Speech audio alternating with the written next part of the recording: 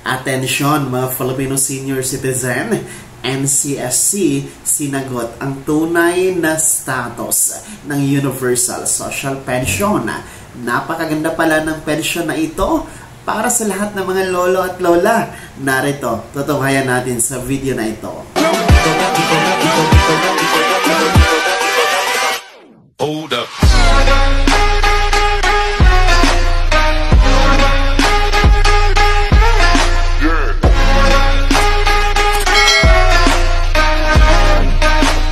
Hello mga ka-vlogs! Welcome dito sa aking YouTube channel. Magandang araw po sa lahat ng mga manonood. Saan po kayong dako sa mundo? Kumusta kayo mga ka-vlogs? Ang NCSC o National Commission of Senior Citizen ay sinagot po kung ano nga ba ang tunay na status nitong Universal Social Pension mga ka-vlogs. Alam nyo, napakaganda pala ang pensyon na ito para sa lahat ng ating mga lolo at lola. Mamaya-maya, pakikinggan natin ang pahayag mula mismo sa NCSC. Pero bago ang lahat, kung bago ka pa lang dito sa aking YouTube channel, kundi kaya hindi ka pa nakasubscribe, i-click nyo muna ang ating subscribe button na nasa baba. Huwag yung kalimutan na pindutin ang notification bell. Ilagay niyo po sa all para naman updated kayo sa lahat ng mga videos na i-upload ko. Bago tayo dadako sa ating diskusyon ngayon mga ka-vlogs, nais ko lamang pong i-shoutout at magpasalamat sa nagbigay ng suporta sa ating YouTube channel sa pamamagitan po ng pag-click ng ating super thanks button. Ayan po, shoutout kay Ma'am Ariela Bugadil. Maraming salamat po sa super thanks na binigay ninyo, Ma'am Ariela Bugadil. Kayo din po mga ka-vlogs, maaari kayong mag-suporta sa aking channel. I-click nyo po ang super thanks, nasa baba lang yan ha. Well mga ka-vlogs, no, sa nagdaang linggo during the celebration of Filipino Elderly Week, ay pinahayag po sa isang press con ng National Commission of Senior Citizen or NCSC ang tunay na kalagayan o status nitong iniintay ninyo na Universal Social Pension Bill. At masasabi ko po talaga na napakaganda ang bill na ito kung sakaling magiging isang batas. Narito, panoorin muna natin si Dr. Mary Jean, ang OIC Chairman ng NCSC sa ngayon na. Meron po tayong nakaambang na House Bill number 10423, no? Yung tinatawag na Universal Pension for Senior Citizens. So, yan po, idudugtong na lang natin kasi kung titingnan natin, yung ngayon na pinag-usapan is the Social Pension, the Indigency Program. Pero yung Universal Social Pension, pangkalahatan po yon. Pag ikaw ay umabot ng 60 and beyond, ikaw po ay magpo-qualify. At ito po Universal Social Pension, kagaya po ng ating Universal Healthcare Act, no? Pangkalahatan siya. So, kaya ikaw ay may sakit or wala, kaya ikaw ay may tinatanggap na pensyon or wala, kaya ikaw ay may tinatanggap na support ng economic sa iyong pamilya, galing sa iyong pamilya, o kaya naman ikaw ay kahit walang sakit at ikaw ay may natapusan, ay ikaw ay mag-qualify. But that is still pending in Congress and it has to pass through Senate for a bicameral action. So ayun mga ka-vlogs, no? Ayon po kay Dr. Mary Jean, ay ang Universal Pension for all senior citizens na mga Filipino ay para po sa lahat ng mga lolo at lola. Wala na po siyang criteria, wala nang pipiliin. Hindi katulad sa ngayon na social pension which is para lamang sa mga may kapansanan, may sakit, walang pambili ng gamot, walang source of income, walang nagbibigay na suporta mula sa anak or kapamilya, at sila nga po yung tinatawag na mga indigent senior citizen. Habang dito sa Universal Social Pension Bill ay pantay-pantay po lahat. Wala nang pipiliin kesyo may pensyon or wala, no?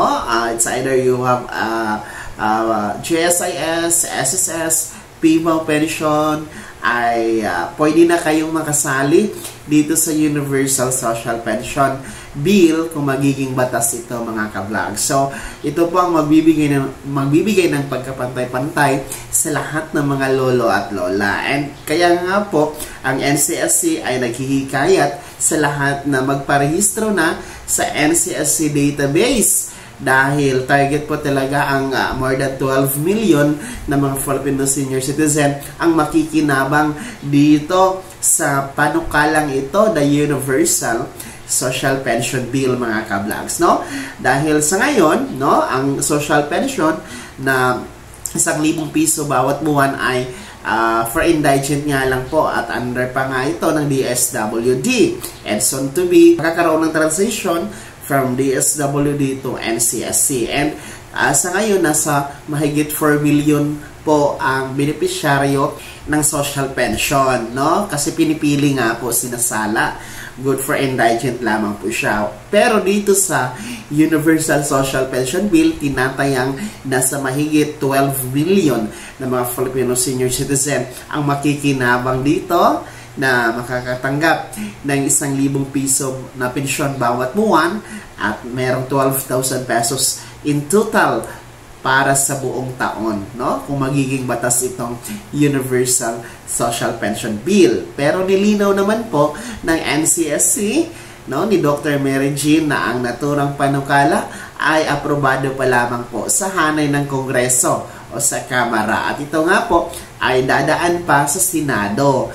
And yun nga po ang ating dalangin at yun po ang ating inaasahan na magiging prioridad ito ng Senado. Well, anyway, ay priority naman po ito sa Senado, no? Magiging priority daw po ito para lulusot na talaga sa Senado at magiging batas, pirmahan ng Pangulong Bongbong Marcos. Baka nagtatanong kayo bakit ang NCSC po ang nagbigay ng pahayag regarding Universal Social Pension Bill.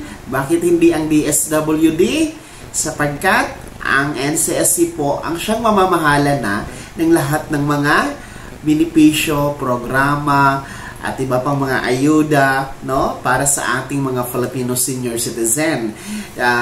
Do ngayon, no, ang social pension nasa DSWD pa, pero magiging mailipat na ito sa NCSC dahil sinasabi naman po yan ng batas na magkakaroon talaga ng transition ang DSWD to NCSC sa lahat ng mga benepisyo, programa, ayuda ng mga lolo at lola natin. And as per NCSC, ay mangyayari yan by early as 2025 to 2026. So, dyan po magkakaroon ng transition. Pero sa ngayon, nilinaw naman po ng NCSC na meron na po silang 3 na programa na meron na sa kanila, no, na andyan na po sa NCSC na para sa mga lolo at lola. Kaya recap muna tayo. Una po, nasa NCSC na po yung healthcare services para sa mga lolo at lola, yung tinatawag natin na assistance for older Filipino senior citizen, and then yung ating paparating na 10,000 pesos cash gift para sa mga lolo at lola na merong edad 80, 85, 90 at 95 years old, no? Magsisimula na po yan siya effective January 1, 2025. 2 buwan na lang po, mga ka-vlog. Sa ngayon, yun pa lang po yung merong hawak na programa at benepisyo ang NCSC. Pero the Universal Social Pension Bill, bago pa man ito magiging batas, no? After magiging batas nito ay tiyak sa NCSC na po ito hahantong. Sila na po ang hahawak nito, mga ka-vlogs. Kaya ulitin ko ha, make sure na nagparehistro na kayo sa NCSC database. Ang website po ay ang www.ncsc.gov.ph. So ayun po ha, para sa lahat ng mga nagtatanong kung ano na nga ba ang status dito sa Universal Social Pension Bill, ayan po ang kasagutan mula mismo yan sa National Commission of Senior Citizen or NCSC, mga ka-vlogs. Bago ka matapos sa video na to, kung gusto nyo pong sumuporta sa aking YouTube channel, maaari nyo pong i-click ang ating super thanks button na nasa baba. Sa mga gusto maging miyembro, pwede po i-click nyo po ang ating join button. Maraming perks ang andyan, mga ka-vlogs. Mamili lamang kayo. Be my member now. Sana'y naging gabay ang video na to. Kahit pa paano atin pong ibigay sa inyo ang mga mahahalagang impormasyon na may kinalaman sa mga benepisyo ng pagiging Filipino senior citizen. Kung hindi ka pa nakasubscribe dito sa aking YouTube channel, maaari nyo nang i-click ang ating subscribe button na nasa baba. Huwag nyo kalimutan na pindutin ang notification bell. Ilagay nyo po sa all para naman updated kayo sa lahat ng mga videos na i-upload ko. Maaari nyo din i-like ang video na to. At kung meron ka pang mga katanungan, maaari nyo i-comment sa comment section na nasa baba. Paki-follow na din po ang aking official Facebook page na nasa screen nyo. Muli po, ako si Daniel Timpawang na nagsasabing dito sa aking YouTube channel, Pawang Katotohanan at lahat totoo lamang.